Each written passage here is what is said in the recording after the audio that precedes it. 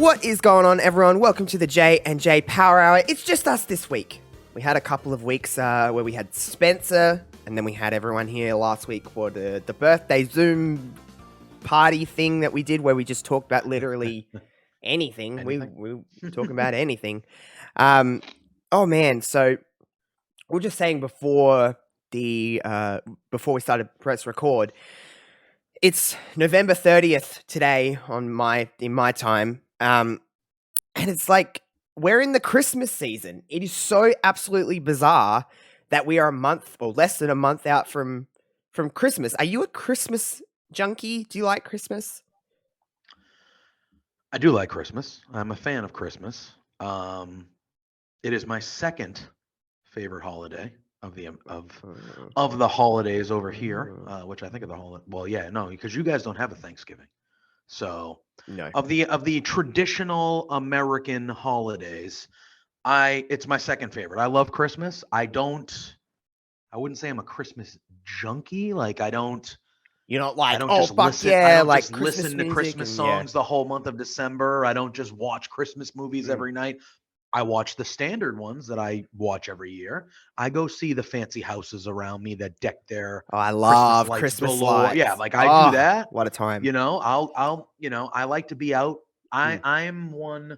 It's not my favorite season. My favorite season is fall, which is autumn. Mine too. But I like the cold. Being in New England in the Northeast, we experience the cold in the winter. Better cold than hot. I like the cold. Oofed.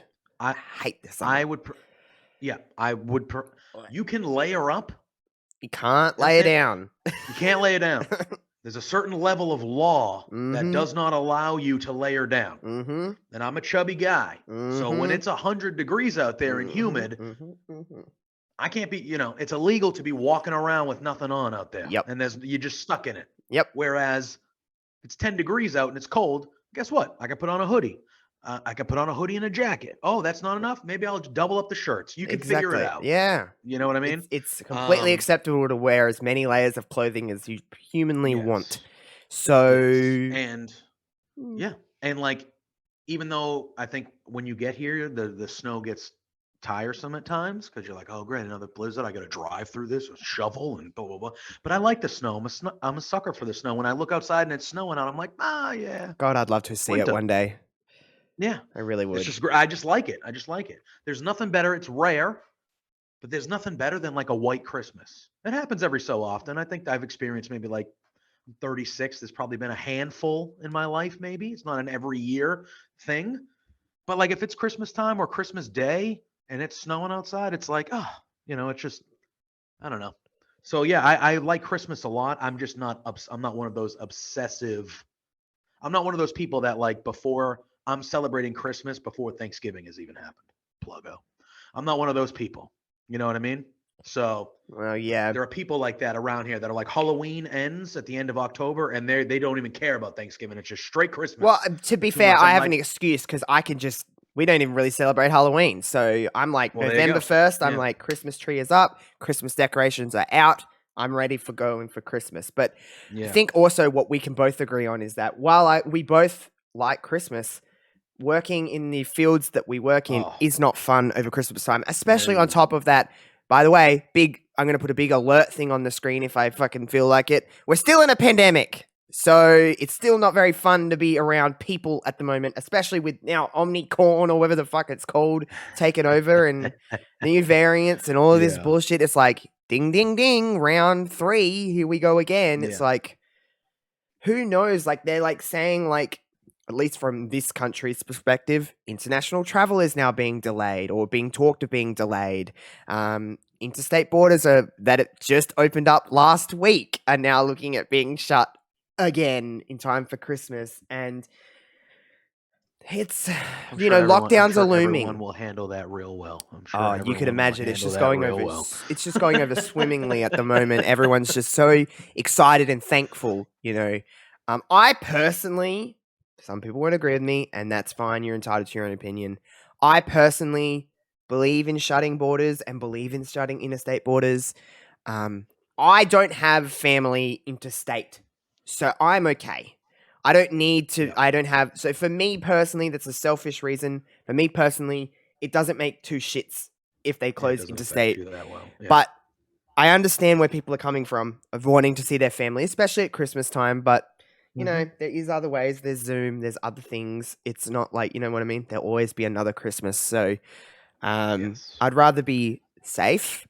But as you can imagine, people, I understand people are tired of this, and I get it. It's not like it's the most fun thing. I'm sick of talking about it. I'm sick of hearing about it. For the last 2 years, nearly all we see when we turn on any form of news, it's the first story. This is how many cases of COVID there was today. This is how many people died from COVID today. This is how many people rallied against COVID today. COVID. It is very annoying, and I understand where people's mindsets are at. So it's not like I don't relate in a sense of like, okay, I'm sick of it too. I wish it wasn't a thing. But also, coming from a person that, thankfully, I haven't lost my job over this entire time, but coming from a person that hasn't stopped working in the pandemic and had to deal with it at the, not front lines of a health worker, but front lines in terms of an essential worker, that shit isn't fun. And I'm sick of having all of these lockdowns and everything like that of being like, oh my God, I have to go and deal with this for the next however many hours while I'm at work and be yelled at and be told, why don't we have this thing? And why don't we have, it's like, because you're buying it all. I can't help you. I cannot help you. It's just, it's an unhelpable situation. But we've got lockdowns looming in this country, even with vaccination rates hitting targets and stuff like that. Because of this new variant, they're like, well, fuck yeah, I guess. That won't happen there. It's different. It's different. No, we're in very different spots. We're very different governments when it comes to, and I'm not saying one's right over the other.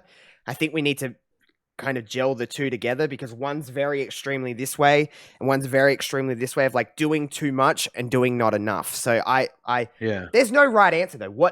I couldn't be a politician in this time. What's the right answer? What do you do? You're not going to please everybody, so you may as well just piss everyone off. Yeah, exactly. So it's like, working in the field,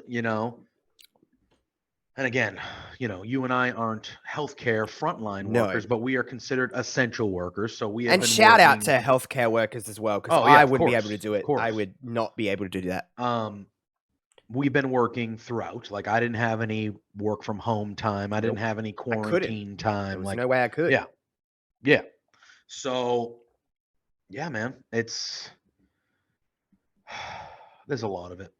I'm tired of having glass partitions between me and, don't get me wrong, some of the customers, let's put 3 glass partitions between us. But I'm tired of that. I'm tired of having to wear a mask for 9-10 hours a day, all day. And your face is just like, I have a beard, so it's just all like, it's disgusting. Everywhere. It's gross. My beard isn't gross, but like it all gets messed up. I'm just tired of. You're just tired, really. I'm just and it's COVID fatigue. It's a thing. I think mainly probably all of us are dealing with it. Have you had COVID? Been, I have not had. No, COVID. neither have I. Knock on wood. Knock on wood. Knock on wood. Not had COVID. No, I never had to experience it. I don't have anyone close to me. I've never really had anyone. I had one really good friend that had it, but he was asymptomatic. So he said he had like a little bit of a cold for a few days, sore throat, a little bit of a cough, nothing crazy. But he technically tested positive, so he had to quarantine for back then. And when he had it, it was the full 2 weeks. And now you quarantine, it's like now it's only 10 days, not 14. Some places it's 7. I don't know. It's like a friggin' different rules. Can't relate. It's 14. I think it's still 4. Oh, it's different for vaccinated people to unvaccinated people. You don't have to do. You can do. God, it's such a mess. But like so I'm a manager, right? So I run the place that I work. Dealing with that part of it, like when it comes to my employees, that has been. Someone calls me, hey, I feel like I'm okay to work, but I woke up with a sore throat and a stuffy nose. You're like, we literally have a thing called like a COVID coach where we have to walk through questions with them and they tell us how they're feeling. I don't know if you have a similar thing as well. I don't know, but they tell us how they're feeling. And then the coach literally, which is a computer, it's not a person, it's a computer. The coach will say, oh, well, you need to isolate for 10 days. And it's like, okay, so this person that has a sniffle You're telling me I'm not We're gonna the same have them though. for Like if we've even got 10 like the days. slightest like cough or anything, they're like, Yeah, do not come to work. you're out. Because And it's if like, it's even just here with like the lax rules, it's still like, no, you're out. it's You're out. And because it's like, like okay, we well, work in such a open field and just like if by any chance that I did have COVID and then I gave it to somebody else, that's a lot of yeah. people. I live in a Oh, yeah. relatively small town.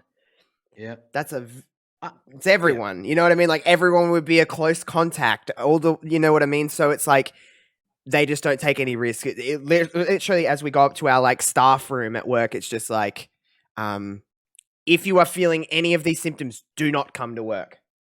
They're not going to be like, oh, you've got a slight sniffle, you're fine. They're going to be like, stay the fuck up. Even if you're just, I could literally be like, I just have the sniffles.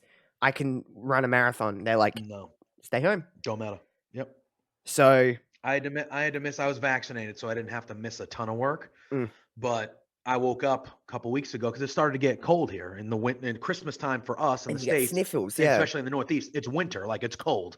So it started to get cold. I woke up with a little, nothing bad, things that I have worked through 1,000 times. Normal things. I've worked through worse. Yeah. I've worked through worse.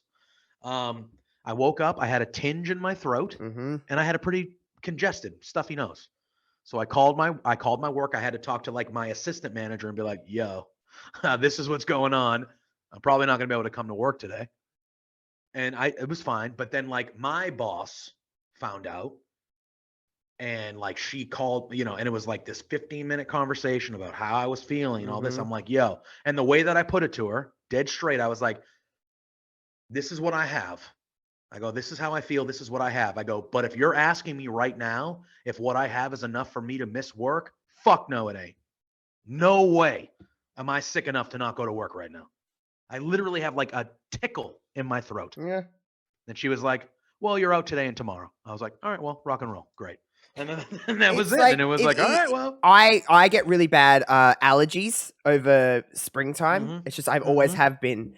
And I could wake up and my nose could be congested just from allergies. And they're like, no, maybe don't risk it. Can't come to work. I have partners that have really bad allergies. And I get it every when year. they were going through it, they get it every year. Seasonal allergies. And when they were going through it, it was the same thing. And they were like, no, it's not a cold. It's allergies. I'm like, I understand.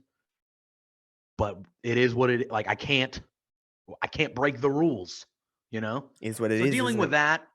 Dealing with that has almost been more fatigue than the actual other parts of it. Just like jumping through hoops and going through that thing. It's just, and I think when it all happened, we're talking March of 2020. So we're talking almost 2 years. It's been nearly 2 years. I think in our brains, we were all like, this will be couple months. This is bad. And then when it first really got bad, and we were like, oh shit, this might be like a little bit long. I don't think none of us were thinking 2 years. We were thinking, although like, a lot of people months. do seem to think this thing is over. Yeah, it was like, oh, maybe a few months. And then when we got in the height of it, it was like, oh, maybe it might be this whole year of 2020. Maybe like nobody thought it was going to go all year through 20. Like we're going to still be talking about this in a month from now in 2022 easily. And it's going to be like, this is literally 2 years we've been dealing with this shit. And how do you ever get out of it? How do you ever get out of it? Especially when there's different now we got a brand new variant, God forbid. Like is it in the States yet, that variant? No, they're not terribly worried around here, but I don't think they're terribly worried about the one that's still here. So great.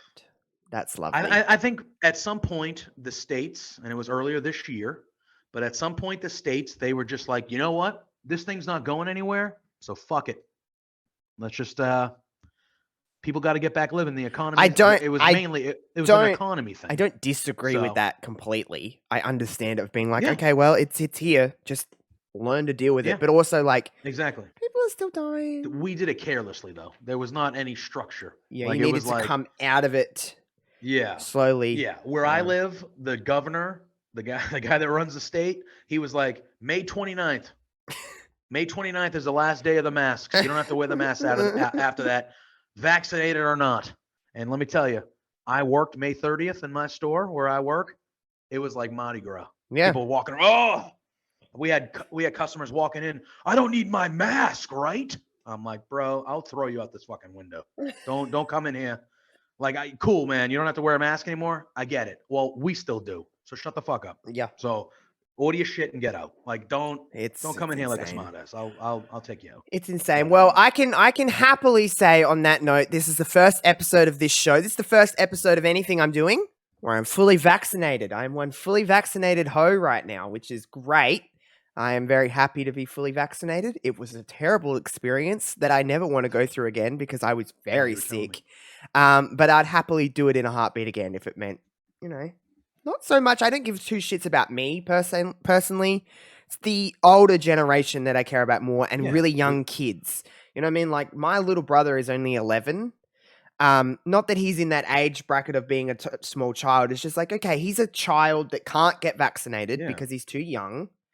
What about if I was to get COVID and then to give it to my little brother or to give it to my nana or to give it to, whatever it may be. Yeah. I don't know. I just prefer to be safe. That's the part. I think that's the part of it is we all know somebody, if I got COVID tomorrow, I think I'll be okay. Yeah. I might get sick for a few days and it might suck. Yeah. But I think for the most part, I'll probably be okay. But I know people in my life that if I gave it to, they might not be. So that was the main reason. It's a shitstorm. Yeah. Anyway, it's a fucking shitstorm. By the way, if you guys are watching on YouTube, also know that we have a podcast version, but you can now watch the video version on Spotify as well, because Spotify have a thing. You can watch video podcasts on there now. You can choose between audio and video on Spotify. And from last week onwards, this show is available on video on Spotify. So if you listen on Spotify and click on it, stay in the app, stay in the desktop app, however you watch, and the video will come up as well. So I just thought I'd let everybody know that. But Apple Podcasts is still the same. They don't have video versions. They just have the podcast version. But yeah, listen to the podcast. It's exactly the same. I don't edit it any differently. What you get on the video side is what you get on the podcast side. So if you're listening in the car or just some people prefer just audio, which is, I'm not an audio guy. I prefer visual stuff. Like if I can find a video version of a podcast, I will watch that. Like, you know what I mean? Like I'm not a person that like prefers, sometimes I'll listen to a podcast before I go to sleep. I put it on my iPad while I'm just, mindlessly scrolling social media before I go to bed. And sometimes I'll listen to a podcast, but I'm a visual guy. Like I don't really listen to that many podcasts anymore. I used to listen to a lot more, but I'll listen to Off Air Chops, obviously, for obvious reasons, because I love those two. But I'll watch that on YouTube. I won't listen to that. I prefer the visual side of Jess and Cassie. That sounds sexual. I didn't mean it like that, but I mean I just prefer it. They're very animated when they speak, especially Jessie, as everyone knows. So that's really the only one I really honestly watch on a week-to-week basis. Oh, actually, no, that's a lie, because I do watch Oral Sessions with Renee Paquette. I love that. She's, podcast. Obviously she's a good interviewer, but she interviews in a style that I like. And that's very much like conversational, makes it about them, but still putting herself without making it about herself. There's a really fine line between an interviewer being like, you're just talking about yourself and we're here to see the guest, but like putting your personality into that. And Renee is, I think, at least in the wrestling world, top tier, the best at that. Yeah. I don't think there's anyone better than Renee. Really, really do you think she pops up in AEW one day? Do you really think that? Or is there a role for her? Or is that because there is no role that could fit right now for her, so she could they could make a role for Renee? They could make a role for Renee, and look at if all of a sudden she was the backstage interviewer, that's. But do you think she's above that now? I think so. I think she's better than. No offense to a backstage interviewer, but they have what they have, and they don't do their backstage interviews are not. It's Tony Schiavone and. Yeah, it's Tony Schiavone or Dasha. Used to be Daisy Fuente. No. What was the name of WWE? Dasha. She was Dasha. Was she Dasha in WWE too? Fuentes? Was it Fuentes? I feel like. Sure. Something Fuentes? I don't know. Something like that. But but they have, but it's mainly Schiavone for the most part. They do that Alex Marvez guy too. They have their two or three people. Got them. Like, could they create could AEW create like a backstage show, like a kickoff kind of not kickoff? You know what I mean? That style. Tony Khan has said by some point next year they do want to have a streaming service. So like she could be perfect to be like the host of a lot of things. Correct. Like and if have you want more to do freedom some original content. Or oral sessions on there. Yeah, you could. You like could a sign studio. Up for like, why couldn't you do like a studio show with like her? a stone, like how they do the Stone Broken Cold Skull, one on WWE, a Peacock or whatever. Yeah, what you could do that. So like she has her weekly podcast that she normally does. I know but she would only be once interviewing a month, AEW talent then, but AEW, I mean, yeah, whatever. once a month she interviews an AEW superstar or that'd be kind of cool. She could obviously do it. It's not like a 100%. By the way, that Jeff Hardy Broken Skull sessions. I haven't seen it yet. Oh, that's on my to-do list. It's very good. And Jeff, one thing I'll say about Jeff Hardy is he does not shy away from what he's been through, and he's very honest and like, I fucked that up completely. They talk about Victory Road. Do they talk about the TNA? They talk about it? Ooh, all right. Briefly, but they talk about it. But they mention it. Yeah, and they talk about like what is next for Jeff and like where his headspace is at, and they talk about Matt and they talk about a lot of stuff. And obviously, Austin has his own way of presenting those things. You know what I mean? Like, it is very cool. Yes. It's stone cold. I mean, yeah. He's one of the coolest people on the planet, even in his, 50s or whatever he is. Yeah. It's really cool. But Renee could easily fit into a role like that or do some 100%. Kind of like behind the scenes kind of show. Mm-hmm. But yeah, Oral Sessions, to get back to what I was saying, Oral Sessions is another one that I listen to every week because I just really like Renee. And honestly, she has a lot of interesting, different people. It's not just like release talent number 44. Like she's just got them lined up to shoot shit on WWE. Like she's not about that. She's like, this is not the show for you to talk shit. Like it's just not. Like she's had like Sami Zayn on there 3 times and they just talk about like philosophies of life. And I'm like, I don't even think they talk about wrestling. Is an interesting cat, man. He's isn't he? Interesting guy. He really is. I like him. Yeah, so do I. I like his mindset on things. It kind of opens my mind to be like, whoa, like what the hell is going on here? You know what I mean? Like I don't think that way. I've never thought that way. And it makes I like getting, even if I don't necessarily understand or agree with how that person's thinking, I like getting other people's perspectives of like, how does life work? It's like, because how does life work? It's like, I don't know. We're just here. Yeah, I don't think anybody really knows. No, but the way Sammy kind of articulates that. Have you listened to his 2? I didn't listen to all 3. I think I listened to the first one. There's 3. There's a third one now that's just popped up on YouTube.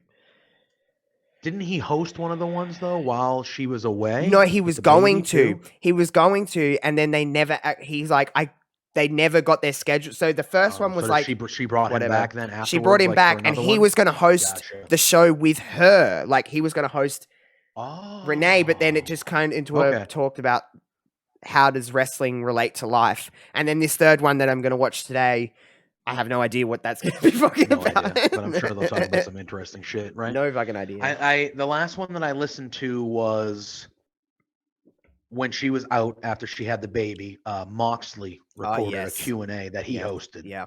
So I listened to that one. I think that was the last one I've listened to. I haven't listened to that show is just really good. She's fantastic. Yeah, she has different people. She doesn't just have wrestling people in there, which is nice because I get sick of listening about wrestling sometimes. I'm just like, I love it, but I just need to check out. But and like you said, though, she does a good thing though. Like even if it's a bunch of wrestling people in a row, and you get an hour, right?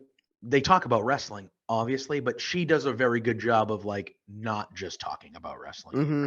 So even though it's wrestler, she talks about a bunch of stuff where you get to like, it's not just a full hour with wrestler talking about wrestling. Mm-hmm. It's like, we're going to talk about wrestling and we'll circle back to wrestling because that's how people know you. Mm-hmm. But I want to find out like who you are, what you're about, like what you like. Like so she's really good when it comes to that. She's really good at flowing a conversation, which is always something that I, as a host of, I guess the host of this show, I guess we're co-hosts, but you know what I mean. I got you. It's the way that she just has a conversation is just really fascinating. It's like, wow, I wish it was just so seamless for everybody like that. Cause I would listen to a lot more podcasts because some people are like very structured, which I have no business in doing. I've never, I couldn't think of anything worse. I feel like I work best just talking. You know, Yeah, give me a few notes. Like let me have a couple bullet points we want to hit. Like these are the topics we want to discuss. But I think that's why you and me kind of jive is we have a topic, and then we'll just talk. We've talked about for 25 minutes already. Everywhere. We haven't even talked about what we were going to talk about. You know what I mean? So that's just how it is. But speaking of, look at that. I'm a little Renee Paquette just going on to the next thing. Oh man, thank you. It's Christmas time. We talked about it, the fact that it's Christmas time. So what better way to get into the Christmas spirit but by talking about Christmas movies? Now, I said before this, and I didn't tell you this because I wanted to get your genuine reaction to how I describe movies. Okay, so I'm not a movie guy. Never have been in my life. Never been one that's like, you know what? Like, let's throw on a movie. The only time I'll ever watch movies that aren't like my group of favorites, so like Star Wars and a few others. The only time I'll lay down and watch movies is when I'm sick. Because I don't want to pay attention to anything and it goes for a long time. So if I fall asleep, I'll wake up and it's still usually going. I hate commitment.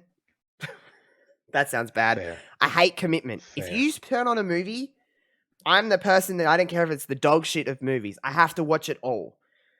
A TV show, you can kind of just chip out. It's usually 25 minutes and you go, this sucks. I'm not going to continue.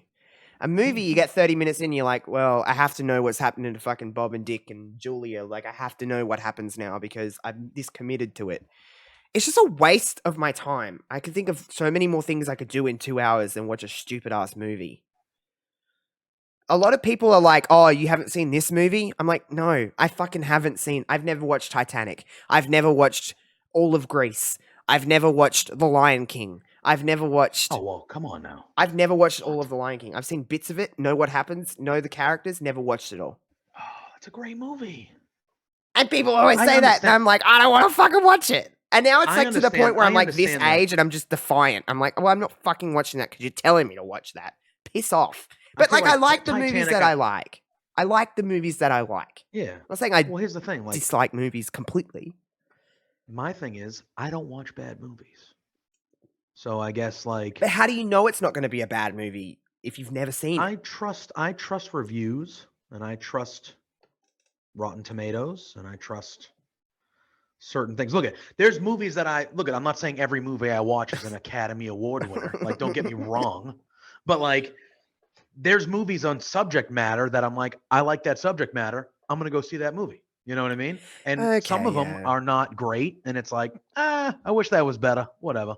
But a lot of the times, like if there's a movie that I think looks good, but it gets shitty reviews, I'm like, no, wait, I'm not going to go waste my time watching. I'm not saying I don't watch movies. I do watch movies. I'm just saying it has to be the right situation. I'm not that person that's like, oh my God, unless it's something like, again, like Star Wars, I'm not like running to the movie theater and being like, I'm going to watch this movie. Oh my God. Everyone's like, I've watched this movie. I'm like, I fucking haven't. Unless it's got like a person that I absolutely adore in it that I'm like, I'll watch that movie. Or it's a franchise that I love. Or it's just something that I know that I'll enjoy. I'm not fucking wasting my time. Like, so my favorite actress or actor, whatever you want to call them, of all time is Sandra Bullock. So usually I'll watch anything with Sandra Bullock in it because I love Sandra Bullock. Don't know fucking why. I just have since I was a kid. Very fitting. One of the movies I loved as a kid was Miss Congeniality. That made me who I am. But good movie, though. It is a good movie. The second one is good too, and a lot of people don't like it, but I do. Anyway, so I like my favorite movie. One of my favorite movies ever is The Blind Side. Love The Blind Side. What a movie. Like just a great movie. And Sandra Bullock does a fantastic job in that movie. Like, fantastic. Like, she's an incredible... Did she win an Oscar for it? She won Best Actress. Yeah, as she should too, by the way. She was incredible in that role. I remember the first time I ever watched that. I know we're just... We'll talk about Christmas movies in a minute, but... if we get to it, who fucking knows? Right. That's the beauty of this show. We can be like, well, we'll talk about that another time. But anyway, the first time I ever watched The Blind Side, I know nothing about it. I knew nothing about that story. I know it's based on it, or it's based on a true story. He was a real football player. He played in the league for. I couldn't tell you. So you know, it was a true story. Yeah. But I was like, I don't know anything about this. But I seen her on the. I was going to say card. The marquee. Her on the card. No. She was main event. On the card. Yeah, she was main event. She was on the marquee there. I seen her and I was like, oh, I'll watch it because I like Sandra Bullock. And then I watched that movie countless times. My favorite movie ever is The Heat with her and Melissa McCarthy. You watch The Heat? That's a funny ass movie. Oh, it's a good one. What a movie! Melissa McCarthy is hilarious, and Sandra Bullock plays a great foil for that because Melissa McCarthy is so. If anyone hasn't watched The Heat, I think it came out in oh god, it's probably a while now. 6, 7 years. 13. It was after Bridesmaids, right? It was on the run. Yeah, of way after she blew up with Bridesmaids. Yeah, right? Bridesmaid is a movie I've never actually watched. Oh man, come on now.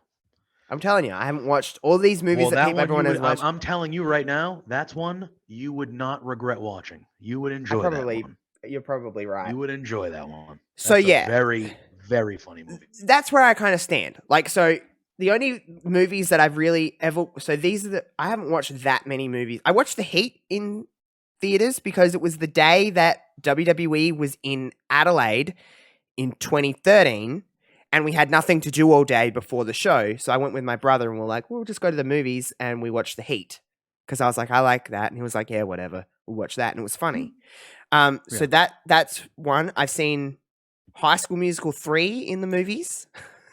I've seen the Hannah Montana movie in the movies. And I've seen all 3 of the Disney Star Wars and Rogue One. The newer ones. The latest trilogy. Plus Rogue One. And I've seen Star Wars Attack of the Clones in the theaters. And there's been a few other little movies I've seen here and there, but it hasn't been...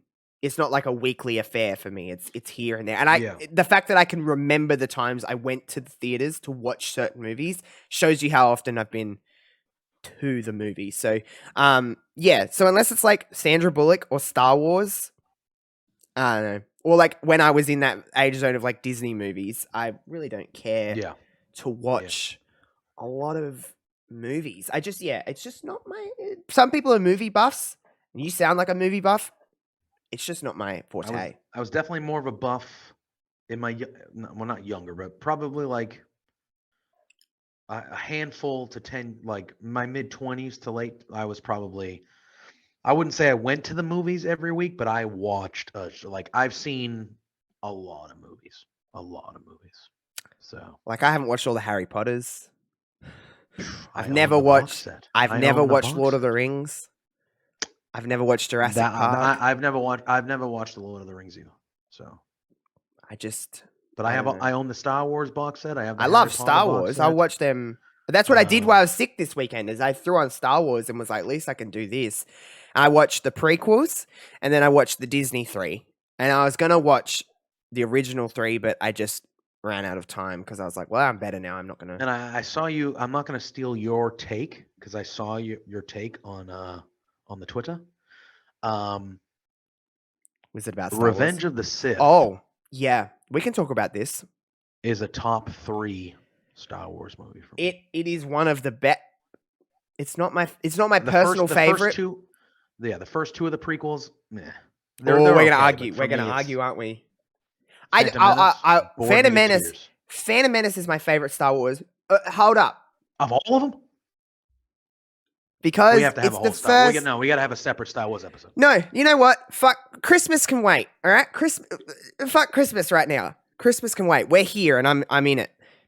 The Phantom Menace is the first ever Star Wars that I ever seen. Okay, so it has sentimental. It has sentimental. There's something here. Here's a. I've seen this TikTok trend going around. What's an opinion that might piss some people off? I don't hate Jar Jar Binks. I kind of like the guy. Why does everyone hate Jar Jar? I don't know, because I think that in general, I don't mean to say this to hurt your feelings. In general, a lot of people, most people, think that movie sucks. I know. And I don't. Qui-Gon Jinn is one of the best Star Wars characters ever. Darth Maul is my favorite Star Wars character. One of the coolest villains. And they killed him. The double. And Qui-Gon was fucking-tastic. And Ewan McGregor in that movie Ewan McGregor's great. But little Anakin can shut the fuck up. He's annoying as shit. When he's like, yippee, and stuff, I'm like, shut the hell. And I had that haircut as a kid, and it really scared me. Okay, let's talk about the prequels for a minute. We're Star Warsing now, and I don't care. This is the beauty of this show. It goes don't worry, guys. We will talk about our Christmas movies at some point. We've got plenty of time before Christmas, but we're here we now. got a month, right? Christmas isn't for a month. How do you feel about Natalie Portman's portrayal of Padme in the prequels? Okay, first. How do you feel about Natalie Portman in general? I love Natalie Portman. Okay. Now, in general, how do you feel about her in Star Wars? You're hesitating. My thing is, like, I found, besides Sith, right? Which is a really dark movie, and it's very good. Yeah. It's dark. It is a dark movie. I had no emotional attachment to her or Hayden Christensen. Well, he is very whining. But also, I'm excited to see him in the Obi-Wan Kenobi series. Well, yes. Yeah, because he's nostalgic. And I'm glad they brought McGregor back. Like, he's so good. Are you pro prequels or are you not pro prequels? Because some people hate them. I don't hate them. I think Phantom Menace is like not. And again, see, I think Attack of the Clones is the worst Star Wars movie I've ever watched. I hate Attack of the Clones. It's awful. Yeah, I think for me, Phantom Menace at the time, the age I was when it came out, it was a little too dialogue heavy for me. But it did have to introduce. This is why I defend it. It had to introduce so much because we had to set us up for. We all knew where that movie was going. That's the thing with the prequels. Yeah, we know what the end goal is. It's like, how did Anakin become bad? Basically. That was the premise of the 3 movies, was how did he get from a kid to Darth Vader? Basically, spoiler alert for anyone that hasn't watched these, but, it came out in 99. So for me, Revenge of the Sith is a top 3 Star Wars movie for me. So you're an original trilogy guy, aren't you? You're definitely, original trilogy is where you're at. Yeah. Like New Hope. I have Empire is number 1. Return of the Jedi. New Hope is number 2. Oh. And then Sith. And then I have Sith 3, Jedi 4. And then all the rest. So you're not a big Disney trilogy guy? No, I liked them. A lot of my friends fucking hate I didn't like Last Jedi, I can tell you that much. That was my least favorite of. It was garbage. The 7th one, like the first one, I liked a lot. Force Awakens I really like Rise of Skywalker too. Yeah, so for me, if we're just going in order, I have Empire, New Hope, Sith, Jedi, Force Awakens, Rise of the Skywalker, Jedi, Menace, Clones. Okay, well, at least we can agree that Attack of the Clones... Not Jedi, The Last Jedi. Yeah, The Last Jedi, it is technically, yeah. Okay, at least we can agree that Attack of the Clones is at the bottom of the fucking list. Yeah, that I have Phantom Menace right above it, though. I have Last Jedi and Attack of the Clones on my bottom, too. I can tell you that much. Phantom Menace will always be my number 1 movie, and I know it's not because it's the best, it's just because it's my favorite. I love that movie to bits. I can recite that movie. There's sentimental value there, so I can respect that, because I have movies that are some of my favorite movies that I know aren't the greatest, and people look at me and they go, "Really, you really like that?" I'm like, "Yeah, because this happened or this was going on." Like, it's so weird. The first 3, like New Hope, Phantom Menace, and Force Awakens, are my top 3. Like the first 3 of each trilogy are my top 3. Yeah, I love New Hope. New Hope is a great, and Force Awakens is basically just a New Hope. It is a newer version. The plot lines and the story arc are literally almost the same, which is fine. I mean, go to what's works. I adore Rey. I think Rey is fantastic. Right. Don't love Kylo Ren. I think he's a whiny little bitch, to be completely honest. I love Poe. I think Poe's great. And then there's a lot of the problem with the Disney trilogy is that, from my opinion, I like them a lot. Personally, I like them a lot more than a lot of people, but they tried to just go, let's put everything in these movies and jerk off Star Wars. Instead of just letting the story naturally kind of progress, they were like, how do we make it the most Star Wars? Like, the thing that took me out of it with the trilogy that really took me out of it is the fact that Rey and Kylo could be in 2 different places but still talk to one another. And then it started happening with other characters, like with Leia and with Ren. And I was just like, I'm so lost in what is actually happening. Because, like, what's the point then? If they can just talk to each other all the time, then where are they running from? Because they'll just know where they are. Like, I just don't... Yeah. It really confused me. And, like, Rey with Palpatine and all that, it was like... But, like, you said you weren't going to bring him back, and then he was in there. It was really awkward. But I didn't think it was bad.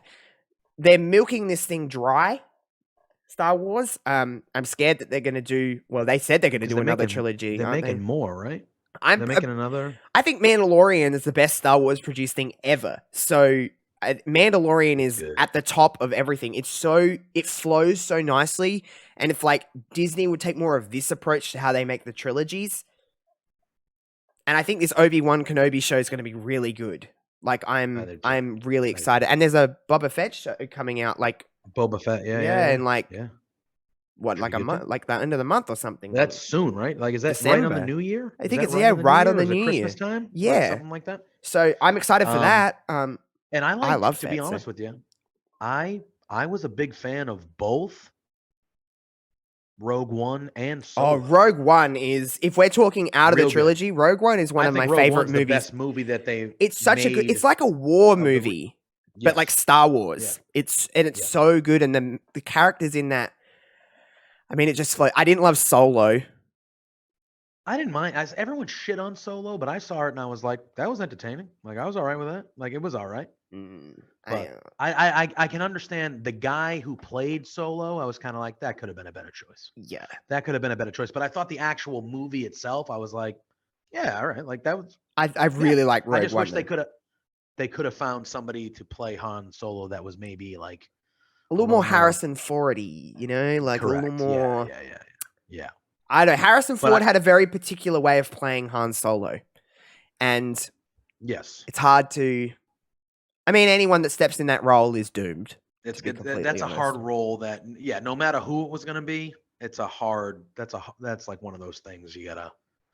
They're bringing Ewan McGregor back, which is good for Obi-Wan, but like that would have been a similar thing. He is Obi-Wan. Yes. I know, obviously, he wasn't Obi-Wan in the original guy, but he's no longer. I think he's part. And I would agree. I think for a large generation, he is Obi-Wan, he did it so well that makes sense. But if all of a sudden they were like, "Oh, we're doing an Obi-Wan movie or an Obi-Wan show, and we're casting somebody else," that's large shoes to follow, man.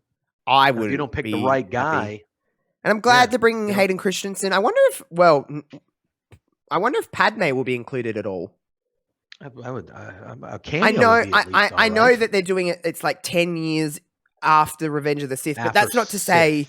Well, if Hayden Christensen's in it, I mean, I know he is Darth Vader, but like, if are they going to do flashbacks with him? Is he actually going to be a part of the story as Darth Vader? I'm so actually confused. Well, we don't know. Star Wars are the masters of secrets. So if it's 10 years later, he's Darth Vader, right? But like, is it going to be?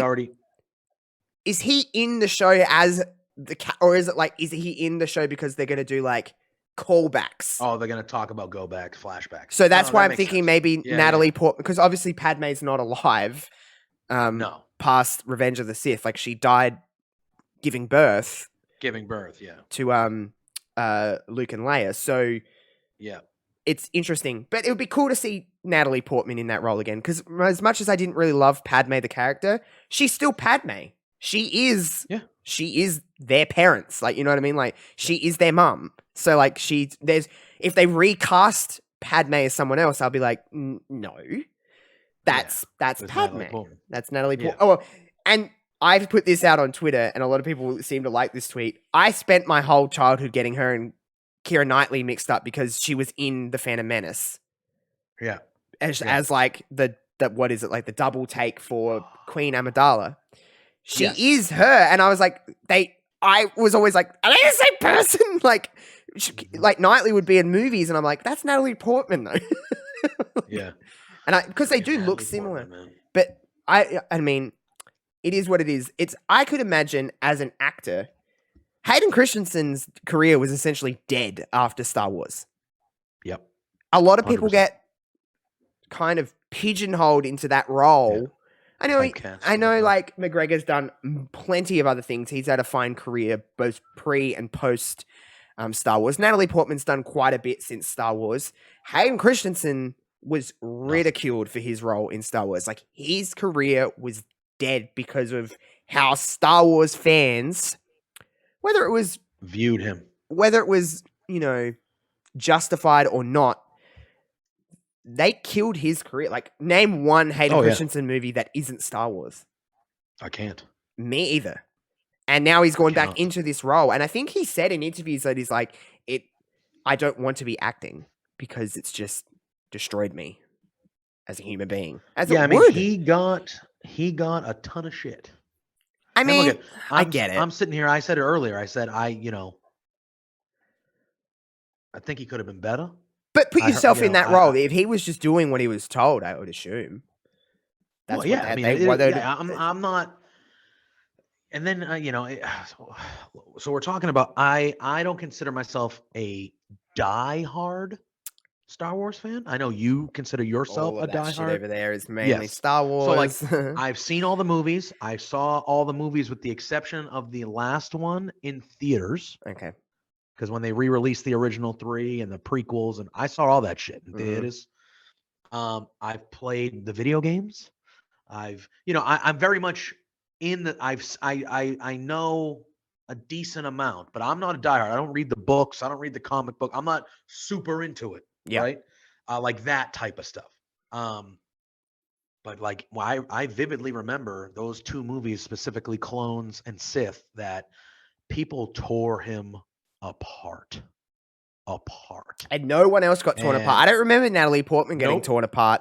I don't remember, anyone else. Jackson or oh my God. Yeah, sometimes I forget that he was in it. Sometimes I know that he obviously was killed by the Emperor in that in Revenge of the Sith. But sometimes I forget. I'm like, that's Samuel Jackson, just like in Star Wars with his purple lightsaber. Marvel, Star Wars, he's in all that shit. That's one of that scene where the Emperor kills Mace Windu.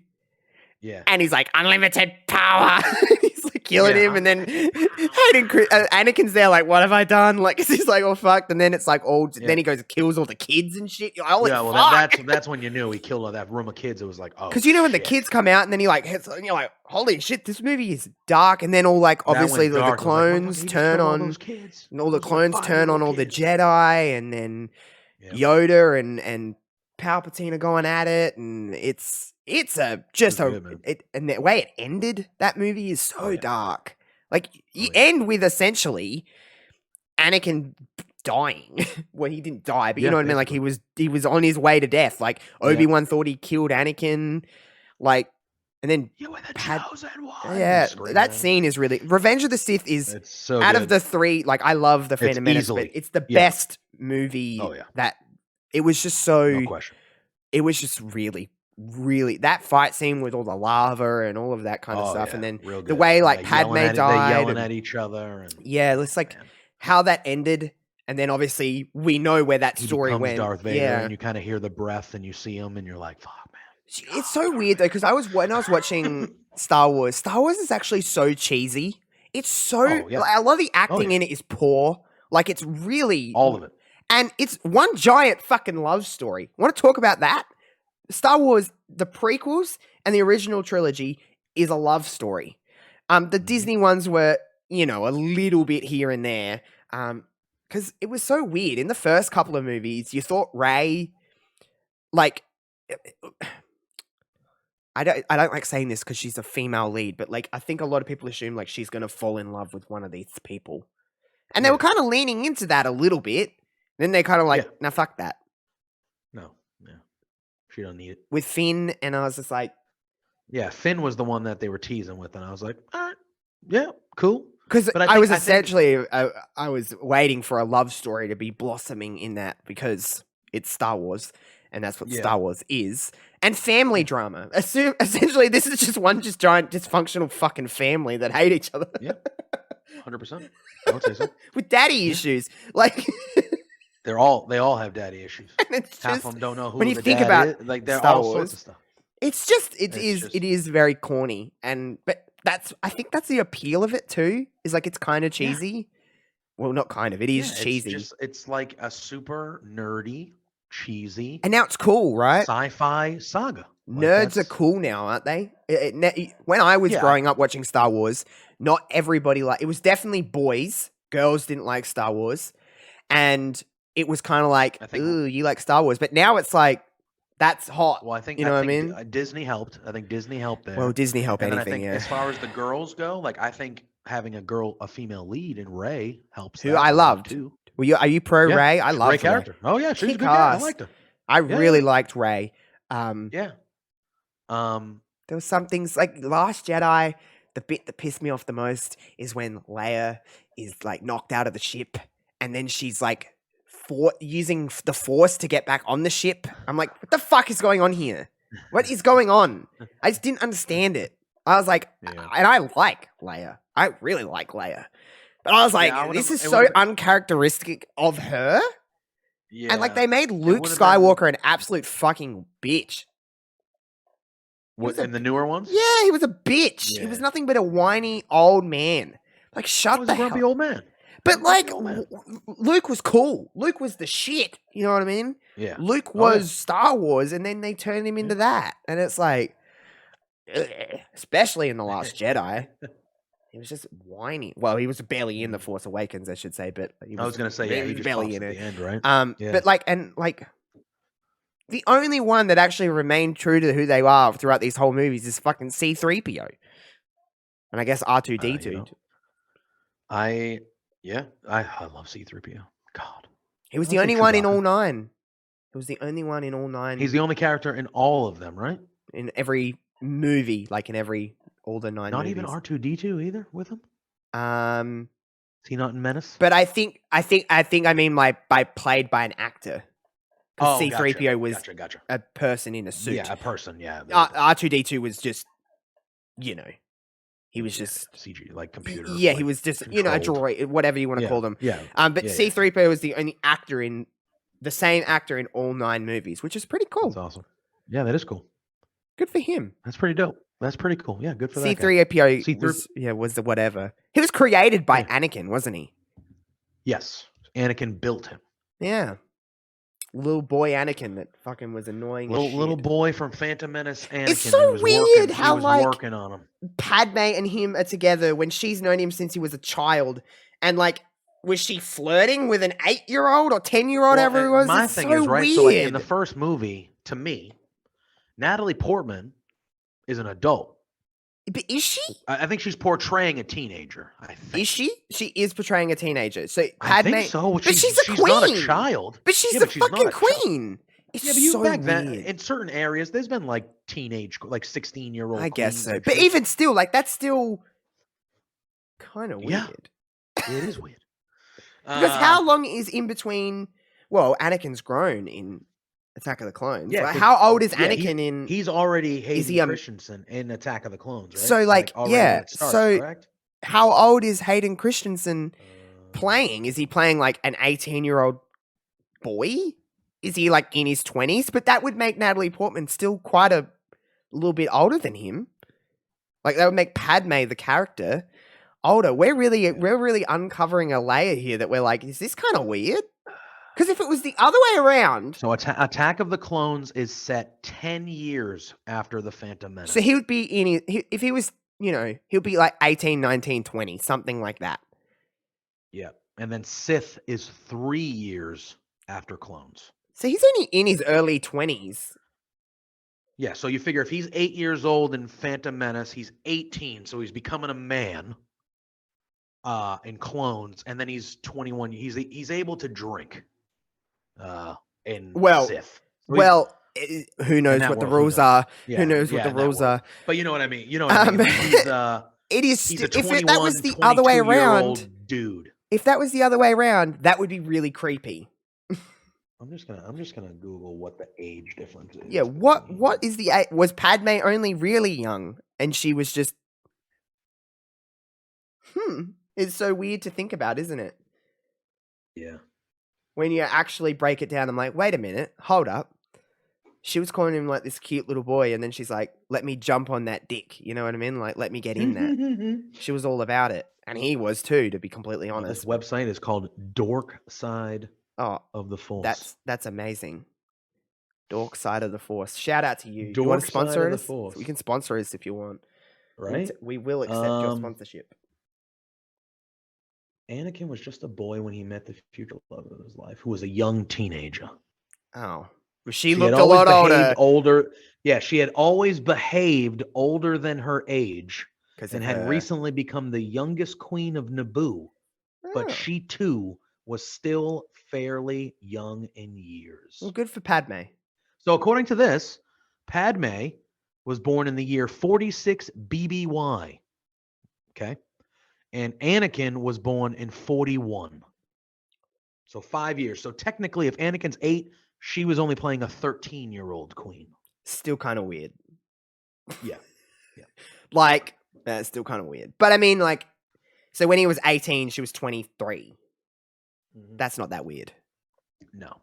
When they did but I mean, deed, like, she was she got pregnant. He was 21, adults. she was 26, whatever it was. 26, 25. All right, well, still though, like, she met him as he was a little boy. He was literally a child. And then she got to see his little boy. So, you know, good for I guess, good for her. I don't know. Hayden Christensen isn't an ugly man, so good for him too. No, he's a handsome fella. But like, and Natalie Portman's beautiful. Like, she's a very pretty lady. One of my favorites. Natalie Portman. Very nice. Black Swan, incredible. If you haven't seen Black Swan, I haven't seen that movie. I don't know if I've ever seen a movie with Natalie Portman that isn't Star Wars. I know she's been in lots of movies. She's got some good ones. She's got some good. She was in the Thor movies. The first one, at least. Never watched any of those. The first Thor movie with her is really good. She was in Black Swan. She won an Academy Award, Best Actress. Because that was her and what's her face, right? Mila Kunis. Yes. Her and Mila Kunis. What's her face, of course. That's you want to talk about that's a fucked up movie. I've heard it's very fucked up. Real dark. Yeah, good. They're like dancers or something, aren't they? They're ballet dancers. Yeah. But wow, that's a wild movie. I knew she was in that. And I know she's in other things, but yeah, I've only ever watched her in Star Wars. That's my limited range of movies. Like, I can't tell you a movie with Mila Kunis that I've watched because I've only watched that 70s show, and she's obviously in Forgetting Sarah Marshall. Maybe once. That has Kristen Bell in it, right? Yes, Kristen Bell. Russell Brand. Jason Segel. He's not in that one. No, he's in it. He's in it. Yeah, Russell Brand. Jonah Hill's in there. Yeah, I think I've seen it. It's one of those Apatow, like that. Yeah, those Apatow comedy movies. I have. I love Kristen Bell. That's another one that I like. That's a good one. She's Sarah Marshall. She is the title character. She makes a lot because I have watched a movie with Mila Kunis because Kristen Bell's in it. Bad Mums. Oh yeah, I've watched that movie. And that had that other lady. Forgetting Sarah Marshall. I think I've watched it, to be completely honest, but it's been a long time. Very, very funny. You see Jason Segel's member in that movie. Oh, maybe I'll check it out. Dangling for all to see. Maybe I'll check it out. You see it awful. Like up front, right, like in the first 5 minutes, you see it like 2 or 3 times. It's interesting. I don't know how we got here. But titties will be out in movies, and they're just like, whatever. Yep. But penises are like, oh, don't show a penis. Very rare. Very rare. Is that because males are so insecure and they can't see another man's doodle? No, well, probably, but I think it's because the movie industry was largely run by males. True. Forever. Good point. And they were like, you know what? We don't want to see dicks. We want to see titties. So, true. Nope. Yeah, you're right. All these girls, we're going to have them sign contracts where they're going to get naked. You are 100% right. And yeah. So I think that's probably why. Harvey Weinstein ran the biggest fucking... Yeah, and he's turned out to be a great fucking ever, man, and didn't he's he? the ultimate piece of shit. So I'm sure he wasn't the only one that was a piece of shit like that. I'm going to call this episode "How Did We Get Here?" Because how did we get here? Yeah. We're going to talk about literal we were talking Christmas about, movies. Yeah, we spent like COVID was like the first 20 minutes, and then we were going to talk about Christmas movies, and then it just Star Wars, and now we're talking about dicks. Who knows? I don't know how. I like that shit though. Maybe we'll talk about Christmas movies next week. Maybe we won't. I don't fucking know. Who knows? It's the beauty of this show is that we can do literally whatever the fuck we want. Because this show is for us, really. You know what I mean? Like, yeah. If people want to listen, I I don't put too much pressure on it. I'm just like, do you? You want to listen? Yeah. You listen. If not, we're having a good time. So, Mm-hmm. whatever. Somehow we got there. What I will say before we wrap things up, to circle back to everything, because everything is wrestling, because it's topical and everything that's going on. Man, oh man, that CM Punk and MJF promo battle was very good. Holy shit! It was like 20 minutes too, which is not AEW like. By the way, they don't do that. But I could have watched that for 2 hours. I was like, man, that could have been the whole show for me. Yep, that could have been the whole show, and I would have been like, it was a little like, I was like, at the start, I was like, oh, this is going to be typical. Like, you say an insult, I say an insult, you say an insult. But it morphed, and some of the stuff that was said, that Miz line was like top tier of like, you're just a less famous Miz. I was like, wow. So I was talking about with Matt on the Weekend Delivery Report over on Love Wrestling. Oh yeah, you would have talked about this. The way the camera was shot there too. So it's on Punk, and I did love the way that they did it, where it's not like they were yelling back and forth with each other. It wasn't like just MJF mindless. had a 5-minute segment, and then Punk retorted, and then MJF went again, and then Punk like it wasn't like back and forth. And like it was like you say your piece, I'm saying my piece, then I'm gonna rebut. It was more like a debate. It felt like. What I liked is that it was what they were saying. Both of them was true. True, it was all facts. Like even literally. MJF, who we don't like, no one likes him, but like he's so fucking good. He is good. He was saying a lot of stuff that, like, Punk has just come in. And he's kind of the anti of what he was. You know what I mean? He is now happy to be there. He's just happy to be there. He's just loved by everybody. He's not fighting against the system. Yep. And it's arguable. A lot of people won't agree with me, but it's arguable that he was better in the other world because he was fighting against what that system is or was or whatever you want to call it. Now he's just I'm gonna wrestle people I like, and what really? This is a hot take. And people are going to get very on me for saying this. You might even get on me. But like, so we had Punk, Cole, Ruby, and Bryan Danielson come in all around the same kind of time. There is an argument to be made that Punk's done the least out of all four of them. I would say there's an argument. I would say probably Cole has done the least. I would nearly say Cole has done the most. In terms of like getting himself over and being like, exciting. I don't mean least and as in like over, because he's clearly over. I just think from a storyline perspective, he's just been like a. But he's what been is part of a? Okay, tell me what Punk has done. He had a 2-week program with Hayden Christensen. Stuff was good. That was good though. Okay, yes, but Cole has had substance to his actual. Punk has just been kind of Punk to me has been furniture, comfy. Very comfortable. What a couch. But a couch. I think Kingston started it, but I think the MJF stuff here, this is what I saw last Wednesday on Dynamite. That was CM Punk. That was CM Punk. Yes. To me. Agreed. Right. But there is an argument to be made. What MJF, to get back to the promo, is that MJF was basically saying, I'm paraphrasing, but basically said, you are not what you aspired to be. You are now what you told everyone that you were fighting.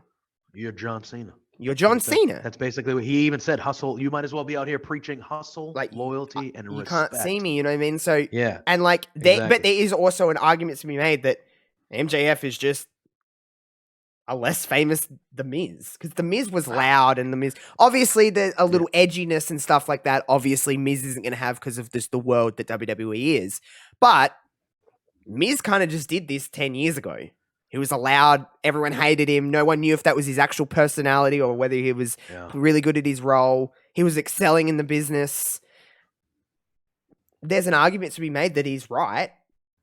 Man. It's so crazy how that promo just gelled. And then you have to have the stupid people on Twitter that ruin everything. Basically, like, that promo wasn't even that good. It's just because it's in AEW. I'm like, I would have jerked that promo off if it was on anything. Yeah. It doesn't matter to me. No. Oh, it really makes me mad. I don't care where a match is happening, whereas anything is happening. I don't give two shits about where and when this is happening. I'm just, excited to see it be happening. You know what I mean? Like I'm just. Oh yeah. And it was just really good. So I thought I'd just touch on that before we wrapped up. The thing the whole thing was good. But when the Miz line, when he hits the Miz line, the crowd clearly, obviously loses its mind. Oh yeah.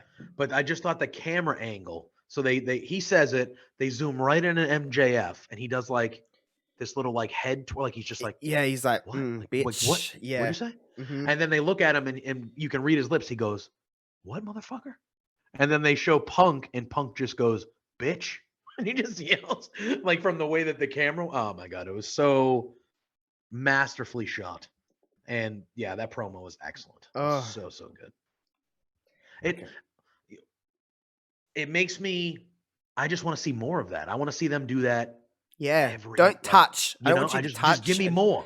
Don't touch until the match, but like I need to see you guys going back and forth with each other all the like weekly. Like just give. That's what I want. That's what I want as well. It was so good. Should be good.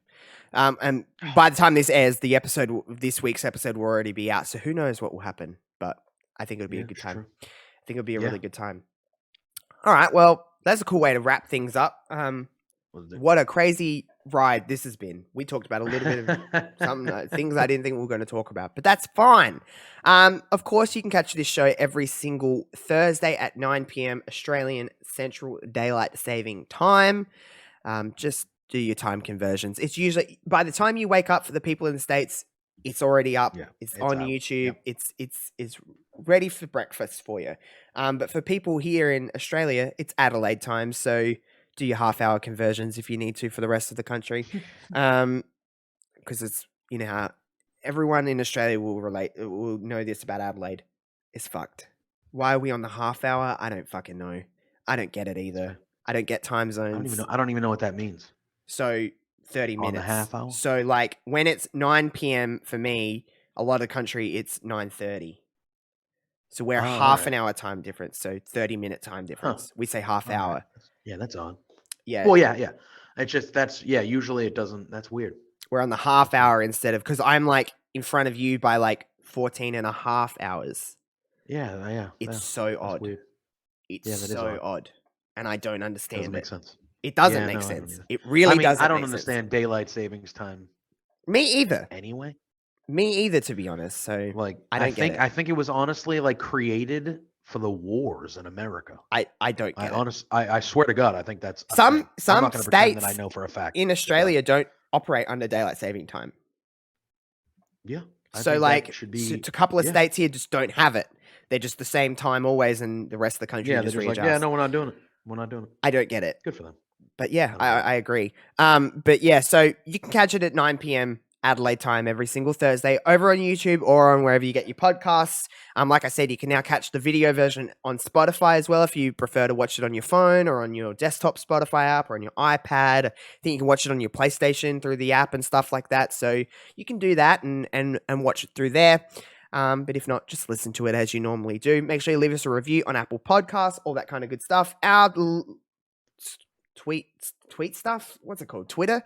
Our social media accounts are listed on the screen, or they're in the description box below. I think that's everything. I think so. I'm trying to think if there's anything else. It's getting into Christmas time, so we're going to look at our schedules and see what, there might be a few weeks where we're just going to have to go dark because, listen, it's probably more on me than it is on JPJ, but I just don't have a lot of time. And sometimes the last thing I want to do on the one day I get off, in weeks over Christmas is sit at my computer. I just want to get my shit done around the house. And sometimes I just don't have time. It's fair. It is what it is. But we'll work it out. We'll work it out. Because before you know it, it's Christmas. It's the new year. There'll be 10 new variants of COVID by then. So we'll be getting 16 vaccines and being like, whoa, what's going on here? Let's hope not. That would be, let's hope not. But who knows? And then it'll be Royal Rumble time, which is my favorite time of the year. Royal Rumble is better than Mania. I'll always say 100%. That. Those two Rumble matches just inject that right into me. It's the one match where they year after year after year after year. There's obviously been duds, but like they know how to. They're usually surprises, good. And it's just it's literally the only time of wrestling in a year where I'm just zoned in. I'm like, I don't go on Twitter the few hours before. I don't like to see spoilers. Yeah, I don't like any of it. I just want to, and it's the one time where I don't have to convince anyone to come to my house to watch wrestling with me. It's like, it's the Rumble. They're like, yes. It's like my sister and that are like, fuck yeah. They're like, it's Rumble time. We're loud. We're standing up like, holy shit. Like, I always like leading up to it. I always watch the old Rumbles. Me too. Like, I'll just watch the old weekend matches. I'll be like, we have a weekend before where we all sit together and we just watch. We just like, let's watch this Rumble and this Rumble and like, and it's the first Rumble back in front of a crowd in 2 years. Yes. Yeah. Like that's exciting, and it's in St. Louis. I want to say. Yes, St. Louis. That is correct. So Randy Orton will be hot as ever. Of course. Everyone loves Randy. Has a chance to win it again. That'd be 4. I don't think he should. I personally, I think Bayley's going to win the women's. I think if she's healthy to come back, I think throwing Bayley it out would there? be perfect. Bayley, eh? I am. Yeah, if she's healthy to come back, I think Bayley should win it and challenge Becky. And then the men is tougher for me. But the men is tougher for me. I'd have to think that through. But I still think Liv Morgan should win the Royal I wouldn't Rumble. mind Seth Rollins winning, to be honest with you. That'll get some people. That'll get some people. That'll piss people off, but I mean, dude, the guy's been Seth Roman at WrestleMania. That's what I'm. Story thinking. writes itself. Although I think most likely, what I think is probably going to happen, sadly, is Goldberg might win and challenge Big E, or Brock Lesnar will win and it'll be Brock and Roman at Mania. That's what I think. Those are what I think are. Can we not do that? Options. Yeah. Let's have someone new. I want someone new. When it was Drew a couple years ago, let's have someone out of the box. Awesome. Let's have someone left of field. Like, let's just have someone. Like, you know what? Here's some. I'd like someone like Mustafa Ali to win the Royal Rumble. Oh well, Mustafa Ali should be near the top of the card. I love. And he would kill it with Roman. He would kill it. 100%. He'd kill it with Mustafa Big E. Ali is over, man. I was watching some stuff on social media from like a few years ago when he was the baby face Mustafa Ali. He was in big time, dude. His Money in the Bank when he was climbing the ladder before Lesnar came out, that crowd was ready for him to win that. That crowd was like into that. They were like, yeah, all right. You know what? And then Lesnar came out and was like, fuck. You know what? I'm going to say this. The winner of the 2022 Men's Royal Rumble is Jeff Hardy. He's never done it. Jeff Hardy's going to be... No. I mean, Jeff Hardy won that match on SmackDown, so he's going to be challenging Roman already. Sami Zayn won. Oh, yeah, that's right. You're right. Come in and threw him at the end, and that was like a little thing of like, can they keep building Jeff? I think they are. He's over, man. He's over. Jeff Hardy in the main event of WrestleMania. Okay. Well, Jeff Hardy title career. Jeff Hardy retires at WrestleMania next year. Yeah, no, I'd be okay with that. One last hoorah. Doesn't that go against? You just said you want someone new. Jeff Hardy's never won. Jeff Hardy's been out of the main event picture for so long. He's never fought Roman. Okay. He's never won the Royal Rumble. When was the last time you seen Jeff Hardy in a world title match? Yeah, probably when he was world champion. World champion back then, right? Yeah. One last hoorah. And Roman Jeff. I've been saying it since he went over to SmackDown that Roman Chuck it in a ladder match or something. I don't know. Just do something. That's my pick for like the Royal Rumble match. Like his Roman match at the Rumble would be Jeff Hardy. I think Brock is gearing up to come back to start working with Roman at that day one or Royal Rumble pay-per-view. That's my. I don't think they're going to do Brock and Roman. Something that I know we were trying to get out of here. I don't care. But do you know? One thing that bothered me is it seems like they just skipped over Xavier Woods challenging Roman for the title. I'm aware. I don't like that shit. And now Sami Zayn is in the mix. And I love Sami Zayn. I'm okay with Sami Zayn being up there. However, Xavier Woods should have the match at day one. That's Xavier Woods' matches. That's where you're going. You know what I mean? Like, let that. Like, maybe Xavier they are. Woods deserves. I hope so. But I would assume that Sami gets it because he won the match. But they could just. I don't fucking know, dude. But I mean, who the fuck knows? We don't know. But we don't know. Literally, they could change their mind. Literally, on we are 7 minutes. We're 7 minutes into the start of Raw as we're recording, and that match could have changed 3 times. Literally. So who the fuck knows? And they're not even on Raw. No, I just want Xavier Woods to get his flowers. That's all. I like Xavier Woods too. He's doing a great job on G4 as well. I've been watching like Attack of the Show. I watched some stuff. Yeah. I watched a few things he's been doing. I like how it's on YouTube. It's just easy for me to watch it.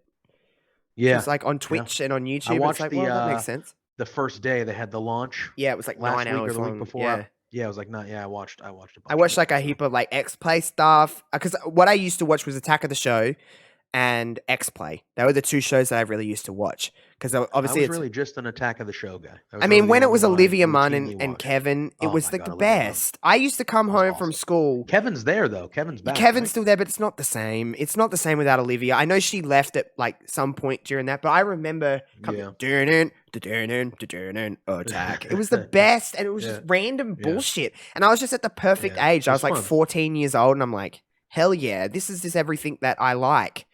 And now it's not the same. It really isn't. No. It needs to have Olivia. And I know obviously Olivia Munn is much bigger than that show now. Different level now. Yeah. She's done some stuff since then. But Olivia, if you're listening, come back. We want you back. Yeah, please. Like here's the thing. She's done some stuff, yes, but what's she doing now? Exactly. Make some money. It seems like she's not doing much. So I'm sure she's very comfortable. Remember they had doesn't have to work. They had that little reunion like before G4 was like announced as coming back. She was on it. She showed up at the reunion. They did. They did Around 100%. The Net, and it was the best thing in the world. I was like, this is like I was 14. I would not be shocked. I would not be shocked if they made an offer. And she like, no. And she was like, I'm not that. This ain't me from 10 years ago, pal. Like that needs to be up a little bit. And they were like, well, we can't. And she went, okay. I'm good. No, you're worth. I don't hate that. Yeah, you have to. No, you have to. You have to have your own. You have to know what you think you deserve. She was in like superhero movies or something, wasn't she? She did a few superhero movies. She was on an HBO show with Jeff Daniels, the political show, Newsroom, I think. Never watched. She did that one. She was on that one. She's funny lady. Did a couple of the. She is. She's good. Her and Kevin were great. It was just that was my. I agree. That was my teenage. That was a great show. What a show that was. Oh, and X-Play was good too, because that was about video games and stuff like that. But it's so different because I know we're now tangenting about G4, but whatever. Like that whole channel, whatever you want to call it, network was the word I'm looking for. Yeah. The concept of it is a little outdated now because it's so accessible. Mm-hmm. And I'm glad that they're on Twitch and they're on YouTube and they're not traditionally on like cable because that's just such an outdated system. But also like the whole point of that show is because the internet was like, not that it wasn't in its prime because it certainly was, 2008, it was certainly a thing, but you know what I mean? Like it was a little bit, it seemed a little bit less accessible than it is now. Yeah. Does that make sense? Yeah. So I don't know, but good for them. Like I'm happy for Woods and stuff like that to be doing something that isn't wrestling and that he loves clearly. Because who knows what's going on with up, down, down. He's ironed out he is going to have plenty of things to do his post wrestling. He could literally stop wrestling. And it wouldn't matter. He would have a job 100%. And he would have money. He'd have a job. He's not hurting his body. No. He's got kids and shit too. So like. Oh yeah, he's got a PhD as well. Like he's a smart dude. Remember that episode of Friends when that guy said he has a PhD and he goes, "A pretty huge dick." I think he said it's to like Rachel or something or Phoebe. Yeah, Rachel. It was Rachel. He was on a date with her, wasn't he? Phoebe set her up with him. Yes. Oh man, I believe so. What a weird. That's a good point to end it. That is the perfect spot to end it. I feel like we talked about dicks like two. We did. That's usually me though on a daily basis. So whatever. It is what it is. Dick. Yeah. All right. Well, make sure you rate us 5 stars on that kind of stuff. We're gonna head out of here. What an episode! Holy shit! That's just the perfect way to. Goodbye, everyone. Yeah.